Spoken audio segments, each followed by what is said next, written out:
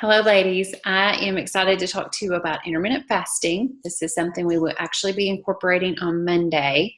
And so today we're going to talk about what intermittent fasting is, the benefits of intermittent fasting, and then some commonly asked questions from clients about intermittent fasting. So first, we're going to talk about what intermittent fasting is. And I want to start by saying this isn't a diet. Intermittent fasting is not a diet. It's just simply an eating schedule. So our bodies are always going to be in one of two states, and that's either fasted or fed. And the fed state is anytime that our body's digesting food. And when you're in the fed state, your body's insulin levels will actually make it hard to burn fat. However, when you're in a fasted state, which you get there, it's usually about 8 to 12 hours after your body has finished digesting your food, your insulin levels are going to be lower and you're better able to reach into your fat stores. So people rarely go into a fasted state because, well, for one, we've been taught that we need to eat 6 small meals a day. We need to eat from the time we wake up until we go to bed. So basically, most people get anywhere from 6 to 8 hours of sleep. And so therefore, if you eat till you go to bed and then you eat as soon as you get up, you're never letting your body go into a fasted state. So when your body does go into a fasted state, that's when you tap into those fat stores and start burning fat. The theory of eating smaller meals has kept most Americans from getting into a fasted state. And breakfast is an important meal. And I eat breakfast every day because when I break my fast, I eat breakfast. So I still eat, my first meal of the day is the best meal. It's my biggest meal and it's my best meal. So I'm still eating breakfast. All right. So when people are asking about that, you're still eating your first meal of the day. It's just later in the day. And we'll talk about your intermittent fasting schedule, what you want that to look like in just a minute. So the one thing about the eating the small meals, 5 or 6 small meals a day, that will always keep your insulin levels spiked because you're constantly eating. And a lot of times people will eat a diet heavy in carbs, and that will always keep your insulin levels spiked. And that's what will cause you to have that crash in the middle of the day. If you're not pairing your carbohydrates with some good protein and fats, or one or the other, then you're going to have that spike in your insulin levels, and that's going to make you have that afternoon crash and make you feel like poo. Okay. So you definitely want to make sure you want to pair your fruits, especially the ones higher in sugars, like your bananas and your apples, pair those with either some protein or some healthy fat. So typically I do some almond butter, almonds, or if you're doing cheese, you can do cheese with that, and that will help balance that out to where you don't have that huge spike in your insulin levels. So while eating several small meals per day can actually, yes, lead to some weight loss, because most of the time people who eat smaller meals don't eat a lot, and therefore they're in a calorie deficit. So that will obviously help you to lose weight. And you're going to also likely to you'll be losing muscle and fat. So when you lose calorie burning muscle, you lower your metabolic rate, and that makes it harder for your body to burn fat. So, and then what happens is you become frustrated because you never feel toned or fit because of those reasons, and you are doing all the things that you think you're supposed to be doing, such as clean eating and working out. So the focus of my programs is not to eat 5 or 6 mini meals throughout the day, all day long, from the time you wake till the time you go to bed. My focus is that I want you all to be consuming all of your macros in a shorter feeding window. And typically we do a 16-hour fasting window and an 8-hour feeding window. Okay. So this doesn't mean that you're going to be restricting your calories, because I still want you consuming all your macros and meeting your goals. You're just got to learn how to do that in a shorter time frame. Okay. And typically what I do is I eat 2 big meals a day and then 1 or 2, usually 2 snacks. And I'm able, y'all, I have no problems consuming 15 to 1700 calories every single day. And I never have since I've been doing this, because I like to eat. So we eat, typically when you break your fast, you're going to eat a big meal. So usually it's lunch for most people. Then you're going to have a snack later on in the afternoon, and then you'll have your dinner around 6 or 7 o'clock. And that'll be a huge dinner, and you should be able to meet your goals within a couple hundred calories. Okay. So some questions that I get a lot. Oh, before we move there, I want to tell you all some of the benefits of intermittent fasting. First one is improved hormone profile. It's actually really good for women in balancing out your hormones. Increase the life expectancy, maintenance of the skeletal muscle mass, decrease blood glucose levels, decrease insulin levels, and increase insulin sensitivity. Also, another great benefit is increased growth hormone levels, which that actually helps you preserve your muscle mass. And if you saw my live video, I think Sunday, about the one thing that diminishes with age, that is muscle mass. So fasting actually will help preserve your muscle mass. It's also been proven in humans that intermittent fasting helps reduce obesity. It helps reduce hypertension, asthma, and arthritis. So there are lots of great health benefits to fasting, and it's not a new concept, because Jesus fasted for 40 days in the Bible. Our bodies can go about a month without food and be perfectly fine. So, and there's also some studies out now that a 3-day fast can help reset your whole immune system too. But we're not going to go there. We're just sticking to 16 hours. But I'm just letting you all know there's lots of health benefits to intermittent fasting. So some questions I get. Okay, here we go. What can I consume during my fasting window? You can consume water, herbal teas. BCAAs are fine, and there's all kinds of different BCAAs, and those are just amino acids that I like to drink after lifting weights, and those just help to when you lift weights, you break down your muscle, and that just helps to rebuild and replenish what you lost. Especially if you do on the cardio days, it's great. If you sweat a whole lot, it helps to replenish as well.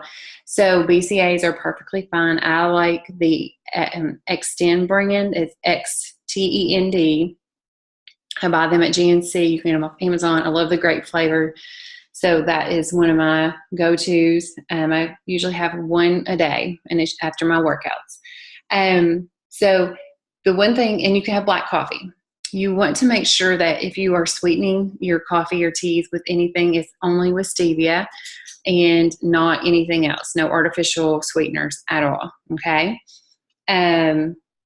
You can technically have anything that is under 50 calories and no fiber. So if you are drinking your coffee and you like some almond milk, then you're more than welcome to put a splash of almond milk in there, coconut milk, whatever it is, whatever you like. It just has to be under 50 calories and 0 fiber. If you consume fiber, that wakes up your digestive system and you've broken your fast. Okay. All right. When should I start my fast? Well, that is perfect. That is up to you. That depends on your schedule. Most people, like the 12, they break their fast around 12 p.m. and they eat until 8 p.m. at night. For me personally, I fast and usually break my fast around 10:30, sometimes 11, and then I go to 6:30 or 7. But we eat dinner early at our house, so I'm usually done eating by 6 anyway. So that's typically my feeding window. So you can do that however you want. We're going to do an 8-hour feeding window and a 16-hour fasting window. Okay. I don't think I have anyone in here that works night shift. So if we definitely have to tweak that a little bit, but I think most people work a day shift job. So other questions I get is, can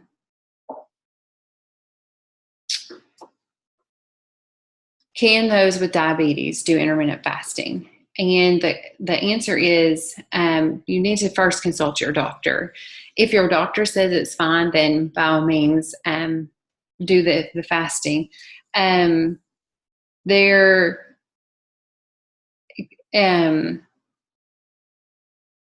is positive research that fasting actually can help patients who are diabetic. But again, I'm not a doctor, so if you have diabetes, consult your physician first before participating in intermittent fasting, okay? Should a client with hyperthyroidism or adrenal fatigue do intermittent fasting? Well, I have both of those. And yes, you can do intermittent fasting. If you suspect you have adrenal fatigue, then I always say no 24-hour fast, which we don't do that in this program anyways. And then I would suggest doing a 12-hour feeding window, a 12-hour fasting is what I done. And that's what my doctor told me to do until I got my adrenals healed. And now I'm working my way back up to that 16-hour fasting window. So I typically, right now, I'm doing about 14-hour fasting.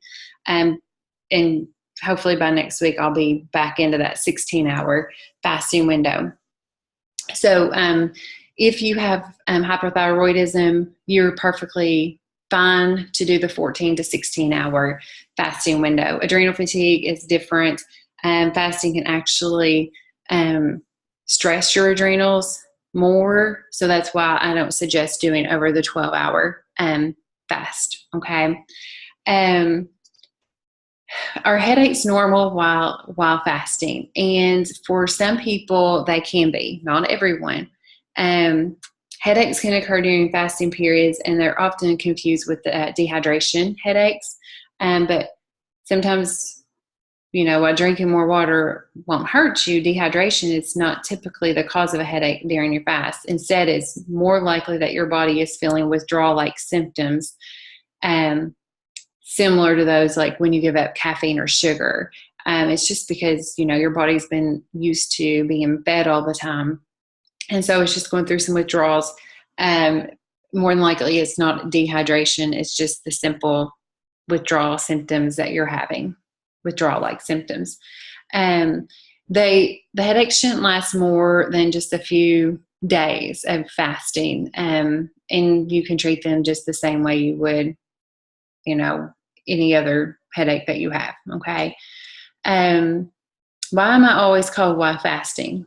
Now, personally, I've not had a client come to me and tell me that they are cold while fasting, and I've never experienced that, but sometimes that is a question that gets brought up. And fasting will actually increase your blood flow tissue, and that blood flow to your body fat. And because of this, your blood rushes away from your fingers and your toes into fat stores. So that leaves your hands and your feet feeling a little bit colder than normal. So the other couple questions that I get is, can my fasting window be adjusted? Does it always have to be the same every single day? And it doesn't have to be. So if you need to adjust it day-to-day basis, or maybe during the week you do a certain schedule and then on the weekends you do a different schedule, completely fine, just as long as you're doing the 16-8. Do we fast every day? Yes, we do. So for next week and the following week, we only have 2 more weeks after this week. So for 2 weeks, we're going to fast every day. Okay. So some tips I have for you on how to work your way up to that 16-hour window, because this is what I had to do when I started last year, is I knew already I could fast for 12 hours because I was pretty much doing that every day anyway. So I was like, okay, I'm going to start and I'm going to increase it to 13 hours, 14 hours. So I done 13 hours the next day. Then the next day I went 14 hours. I done that for a couple of days. Then I went to 15 hours and then I went to 16 hours. So that's what I would encourage you all to do if you're worried that you can't make it 16 hours fasting, is starting tomorrow. Maybe you go for 12 hours, then the next day you do try to go for 14 hours, then the next day 15 hours, and then the next day 16 hours. Again, when we start on Monday, if you don't make it to 16, you get to 14. There are so many health benefits for 14-hour fasts. I mean, 14 and 16 hours, there's tons of health benefits. So you are not going to pass out and die from fasting for 16 hours. So don't worry about that. You won't. You'll be fine. Just make sure you stay very hydrated. You can do your workouts in a fasted state, and that actually will help burn fat more. If you work out at night, you're still going to see great results. Okay. So, just kind of play around with it. Some of my clients, they just can't do fasted workouts. Like if they get very dizzy and don't feel good, personally, I do them every day when I work out. I'm always fasted for the most part, except for maybe on Mondays, because I wait and do my workout on Monday nights when I teach class. So you just, listen to your body, what you can do, and do that. Okay. So let's work our way up to that 16-hour fasting window. You all are going to love it. I know at first it can be a little intimidating, but it is so freeing to wake up in the mornings and not have to worry about what am I going to have for breakfast today.